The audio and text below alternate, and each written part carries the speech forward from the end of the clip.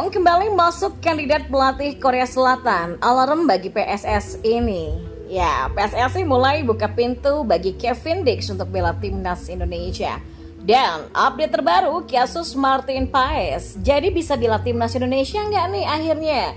Simak selengkapnya di sini hanya di Kamus Bola bersama saya untuk Anda.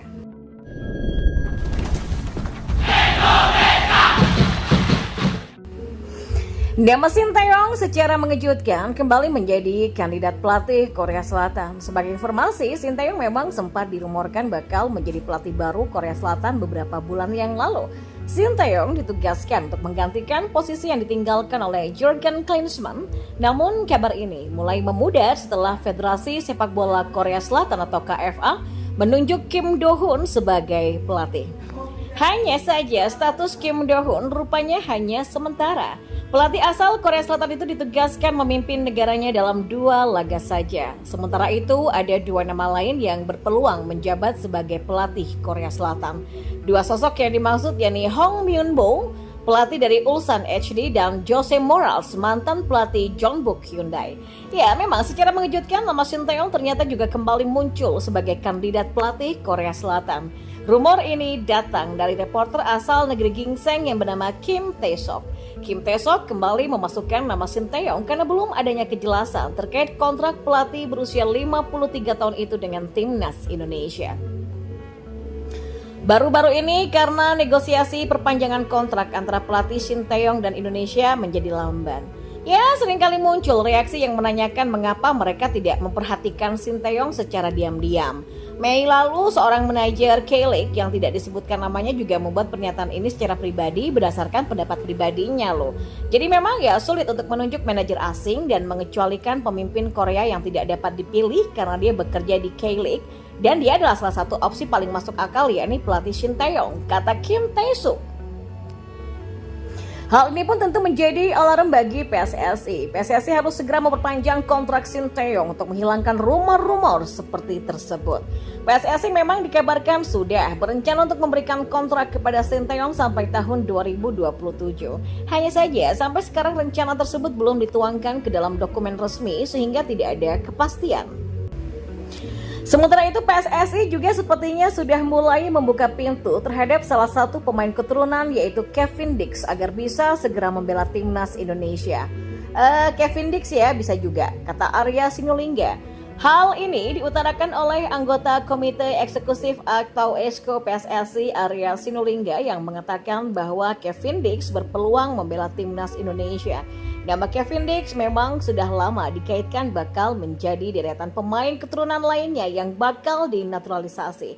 Namanya memang mencuat bersama Ole Romeni yang bakal dinaturalisasi oleh PSSI dalam waktu dekat. Bahkan pada 2023, PSSI benar-benar mencoba untuk menaturalisasi Kevin Dix. Tetapi upaya ini dihentikan setelah orang tua sang pemain disebut tidak merestui. Padahal secara pribadi, Kevin Dix bersedia untuk dinaturalisasi dan bermain bersama timnas Indonesia. Kini keinginan Kevin Dix untuk memperkuat timnas Indonesia sepertinya menemui titik terang. Lain dengan Kevin Dix, lain dengan Martin Paes. Ya, nasib Martin Paes sampai sekarang masih belum menemui kejelasan. Anggota Komite Eksekutif atau EXCO PSSI, Arya Sinulinga, memberikan kabar terbaru soal peluang Paes yang membela timnas Indonesia. Meski sudah menjadi WNI sejak April 2024, peralihan asosiasi Martin Paes masih terganjal status FIFA untuk pasal ke-9 tentang perpindahan asosiasi huruf B ayat ketiga. Ketika diturunkan dalam pertandingan resmi terakhirnya dalam kompetisi apapun untuk asosiasinya saat ini, ia belum menginjak usia 21 tahun. Bunyi statuta FIFA di pasal ke-9. Martin Paes lahir di Nijmegen, Belanda pada 14 Mei di tahun 1998. Garis keturunannya mengalir via neneknya yang berasal dari Kabupaten Kediri, Jawa Timur. Maka dengan mengumpulkan bukti-bukti, PSSI tidak menyerah dan melakukan banding ke Pengadilan Arbitrase Olahraga atau CAS supaya Martin Paes bisa membela timnas Indonesia. Ya, perkembangan Martin Paes masih dicoba terus ya. Di FIFA masih ada peluang.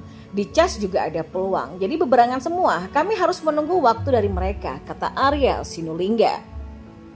Martin Paes diharapkan sudah bisa membela timnas Indonesia dalam putaran ketiga untuk kualifikasi Piala Dunia 2026 zona Asia pada September nanti. Artinya PSSI masih punya waktu sekitar 3 bulan lagi untuk merampungkan permasalahannya. Kami berharap begitu, apalagi Martin Paes sudah menjadi WNI dan sudah lengkap semuanya.